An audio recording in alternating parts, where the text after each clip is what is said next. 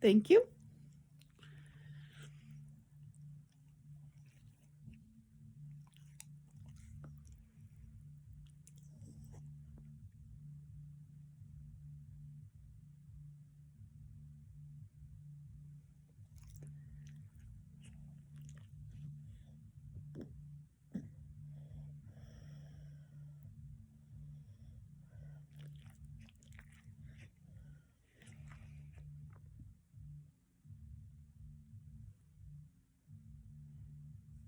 Should I do the morning mug? Do I need to get up and get started on my morning mug? I know, it's a lazy Saturday or Sunday. It's a Sunday. Jazzy girl. For those of you who might not know or might not remember, this is Jazzy, Jazzmaster Flash, my co-host, who's less than enthused this morning. All right, got to get on with the show. All right. Hope you are all doing well this morning. I got some crazy hairs. I got up this morning. I did a 5-mile walk. Got a good chunk of my audiobook done. That was good. Today is Sunday, May 3rd, 2020. Today is Lumpy Rug Day. There's a few little ripples of carpet upstairs, so when I try to vacuum, it's like, I don't know if anybody else has that problem. Not quite the easiest thing to vacuum over. Garden Meditation Day. If I can motivate myself, I need to do some weed pulling, hardcore. I don't know if swearing at the flower bed is really meditation, but Garden Meditation Day. It is Chocolate Custard Day, Raspberry Popover Day. I've seen pictures of famous popovers, but Raspberry Popover Day. That's what you need to do, and drop some off at my house. Textile Day, 2 different color shoe day, World Press Freedom Day, and one that actually connects to my mug. This was another one of those moments for me when got my mug, making my coffee, and then I start seeing what is out there for today. It is Specially Able Pet Day. So it is a day that shines a spotlight on pets who have special needs. So a special shout out today with my mug. This was a teacher gift from the White family. So a special shout out to them and all of their puppy dogs, in particular, my girl, Miss Rowan Bulldog. She's so cute. So once in a while, I work with 2 of their kids at school. And so one I've had in class, one I've had in student council, and once in a while they show me pictures of Ro, and I'm like, I just melt. I absolutely melt. So I've put a link in the description for some local organizations if you'd like to learn more, and if there are specific either animal rescues or specially abled pet associations you'd like me to include, please let me know and I'll definitely add that in. Celebrity birthdays, Niccolo Machiavelli. You can't get through a European history course without some reference to Machiavelli or Machiavellian-ness. Birthdays, Bing Crosby, Pete Seeger, James Brown, Frankie Valli. So I have a lot of music that I need to add to the playlist, and you can, as always, find the playlist in the description. So what we need to cover first is the solution to our mystery from yesterday. If you remember, it was about the theft of the Mona Lisa. Gotta get the right music here.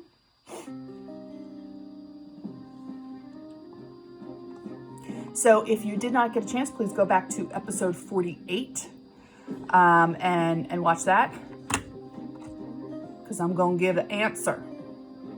So how did Monsieur Olmol know that the mystery caller did not actually have the Mona Lisa in his possession?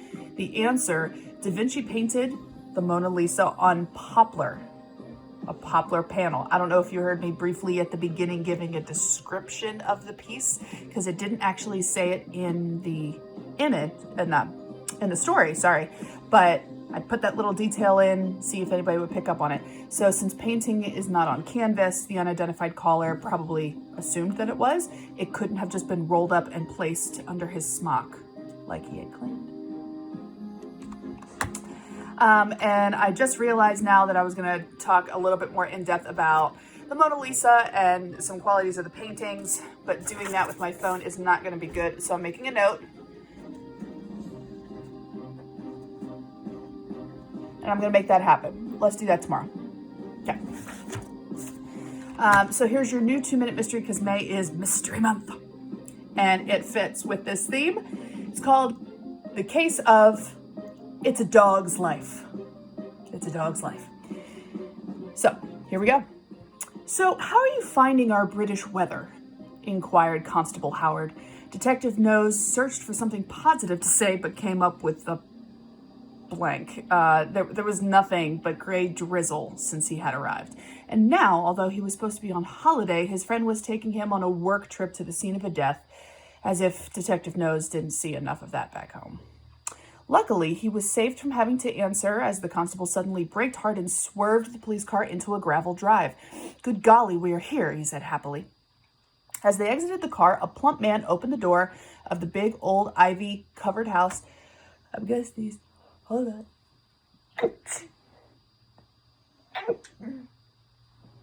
Pardon me. Mornings. Okay. As they exited the car, a plump man opened the door of the big old ivy-covered house and bustled out to meet them. Good morning, said the constable, removing his hat. This is my friend Detective Nose, holidaying here. He's come along with me for the ride, is all. Mr. Falconer, the owner of Manor House, shook both of their hands. A pleasure. Do come in, gentlemen. Detective Nose's day wasn't getting any better. As he crossed the threshold, a huge dog appeared from nowhere and launched itself at his chest, almost winding him. Down, Rover. Sorry, Detective. Sorry, he wouldn't hurt a flea. His only problem is his bottomless stomach. I'm afraid he searches searches everyone that comes into the house in case they have any food. Humph. That's okay, said Detective Nose a little grumpily. Their host showed the two investigators the scene of the crime, an impressive dining room, the centerpiece of which was an enormous, regal dining table. The police have, of course, removed the deceased, said Mr. Falconer, and my chief cleared away the dishes. Sorry, chef. What chief would clear the dishes? My bad. The chef cleared away the dishes, but otherwise nothing has been touched. Right, said Constable Howard reassuringly. This is just a formality, sir. My colleagues at the station believe that your guest died of a heart attack. Our visit is just a tick in the box. Mr. Falconer looked relieved. It was awful, he confided. 1 minute we were enjoying a lively dinner party, and the next dear old Bob collapsed into the remains of his food. The other two men talked. Detective Nose stalked around the room, his footsteps cushioned by a deep, luxurious carpet. I wonder if it was Lumpy Rug Day. He stopped directly behind the seat where Bob had been sitting when he died. He slowly turned a full circle, noting everything in sight. Returning to face the table, Detective Nose was struck by the vast mirror that hung on the wall directly opposite. With its highly ornate frame, the mirror was clearly meant to be the focal point of the room. The detective frowned as he looked at the mirror. There was something odd about it. It was concave, reflecting virtually the whole room. Immediately behind him was an open door. He wandered through it and found himself in a spotless kitchen. He took a quick inventory. Dog's bowl full of dinner scraps by the scullery, a hanging rack of utensils, an enormous stove. Ah, Detective, there you are, the constable bustled in. I think we've done our duty here. Shall we be going? Howard, the detective replied seriously, all is not quite what it seems in this place. What made Detective Nose suspect foul play? It has something to do with the dog.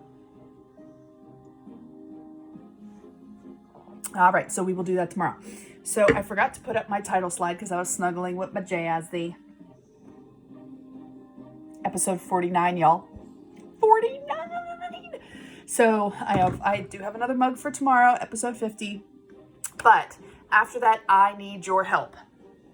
So I want you at home to send me a picture of one or multiple of your favorite mugs. Okay?